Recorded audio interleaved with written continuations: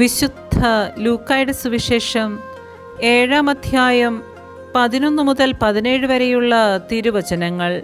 നായിനിലെ വിധവയുടെ മകനെ പുനർജീവിപ്പിക്കുന്നു. അതിനുശേഷം അവൻ നായിൻ എന്ന പട്ടണത്തിലേക്ക് പോയി. ശിഷ്യന്മാരും വലിയൊരു ജനക്കൂട്ടവും അവനെ അനുഗമിച്ചു.